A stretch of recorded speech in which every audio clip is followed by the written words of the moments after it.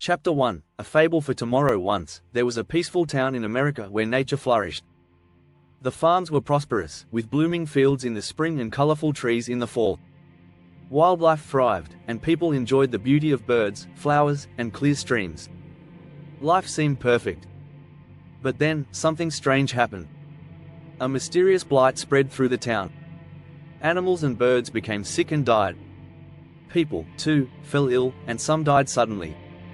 The town grew eerily quiet. Birds vanished, their songs no longer filling the air. Farms couldn't grow crops or raise animals properly. The streams, once full of fish, were now lifeless. Even the plants along the roadsides withered. A white powder had fallen over the town weeks earlier, covering everything. This wasn't an act of nature or war. People had caused this destruction. Though this town is fictional, the disasters it faced have happened in many real places. This story warns us about the harm humans can do to the environment, and why we must pay attention before it's too late. Chapter 2, The Obligation to Endure. Throughout history, life on Earth has interacted with its environment. Over time, plants and animals adapted to the world around them. But recently, humans have gained the power to drastically change the environment. In the past 25 years, humans have polluted the air, water, and soil with dangerous chemicals. These pollutants are often irreversible, and they can poison life for generations. For example, chemicals used on crops and forests can travel through the soil and water, harming plants, animals, and even people. Humans have created hundreds of new chemicals, many used to kill pests like insects and weeds. But these chemicals don't only kill pests, they harm everything in their path, including birds, fish, and plants. We often don't realize the long-term damage these chemicals cause, yet we continue to use more powerful ones as pests evolve to resist them. The real danger lies in how these chemicals accumulate in living things and even cause changes in our genes. Some scientists believe we are unknowingly altering our future with these substances. Although we use pesticides to increase crop production, the truth is that overproduction is already a problem. Instead of solving the issue of pests with chemicals, we should focus on sustainable, safer methods. Our world is at risk, and we must demand better solutions. It's up to the public to learn the facts and make informed choices about how we treat our environment. Chapter 3, Elixirs of Death. For the first time in history, humans are exposed to dangerous chemicals from birth to death. Synthetic pesticides are everywhere, in water, soil, and the bodies of living things, including humans. These chemicals, created for war, have become part of our daily lives, poisoning insects but also harming other animals and people. Unlike older, natural pesticides, these synthetic ones are much stronger and can interfere with the body's vital functions. They stop organs from working properly and can even cause cancer.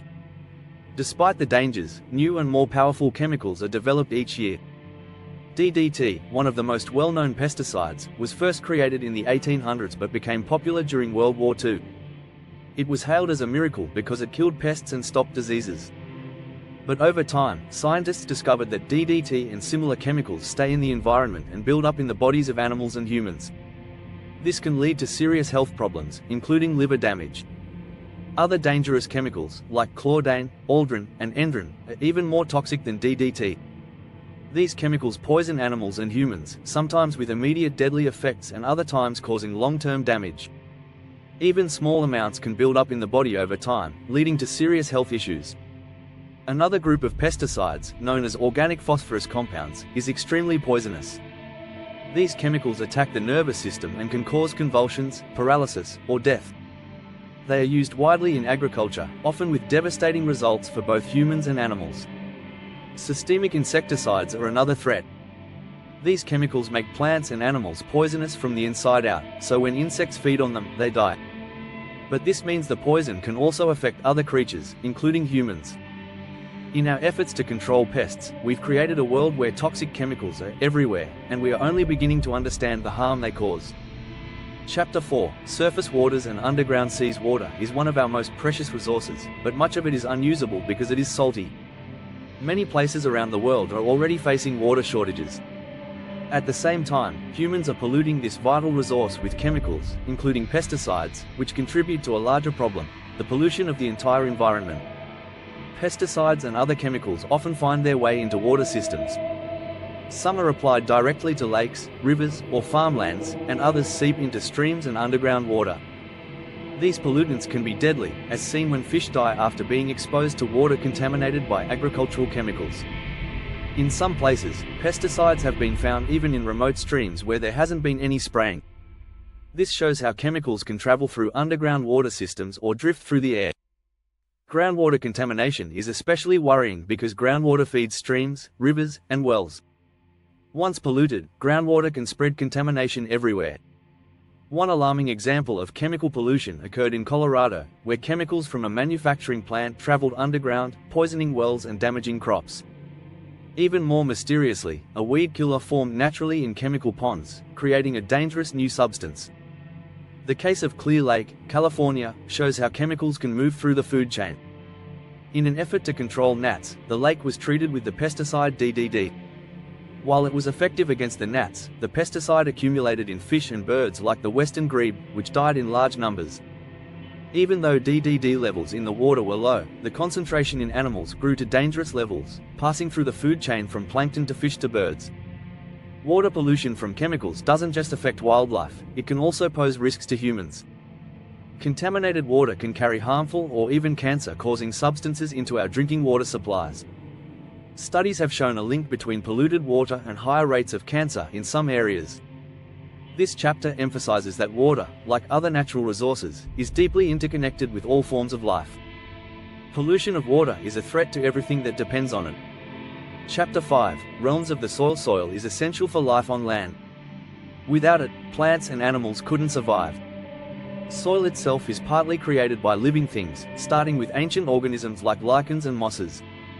Over time, these tiny life forms helped break down rocks and created the first layers of soil. Today, countless living organisms, from bacteria to insects, live in the soil, helping to keep it healthy and productive. Bacteria, fungi, and algae are among the most important organisms in soil.